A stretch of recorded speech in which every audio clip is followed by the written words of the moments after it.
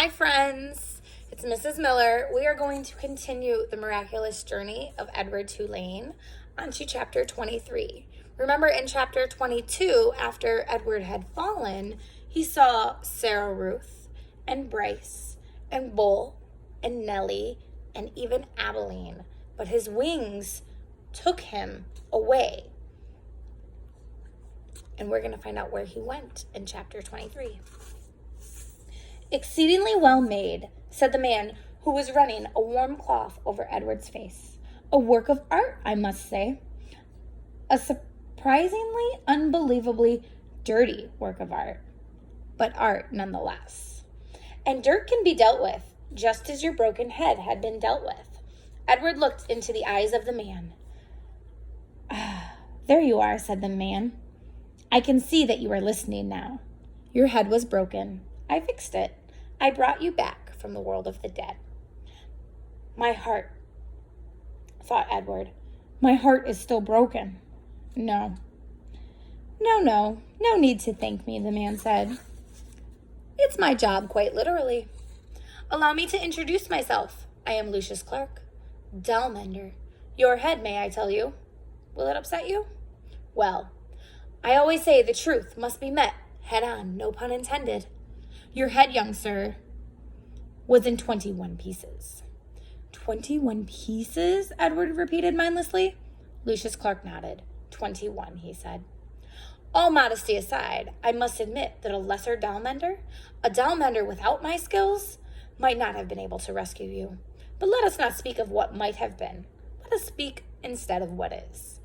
You are whole. You have been pulled back from the brink of obliviation by your humble servant, Lucius Clark.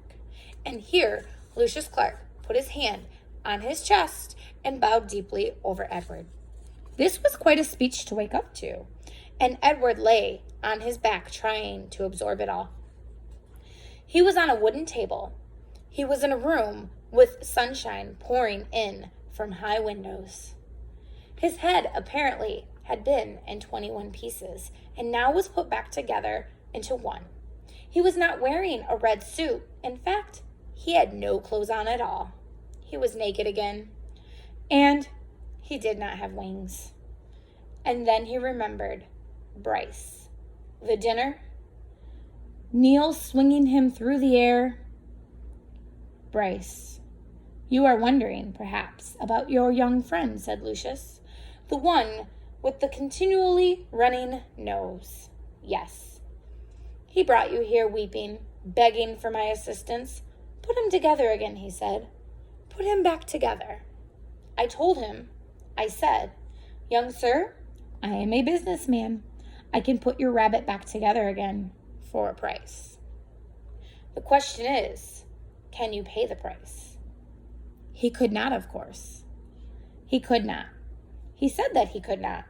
I told him then that he had two options. Only two. The first option being that he seek assistance elsewhere. Option 2 was that I would fix you to the very best of my abilities. And then you would become mine. His no longer, but mine. Here, Lucius fell silent. He nodded, agreeing with himself. Two options only, he said, and your friend chose option 2. He gave you up so that you could be healed. Extraordinary, really. Bryce, thought Edward. Lucius Clark clapped his hands together. But no worries, my friend, no worries. I fully intend to keep up my end of the bargain.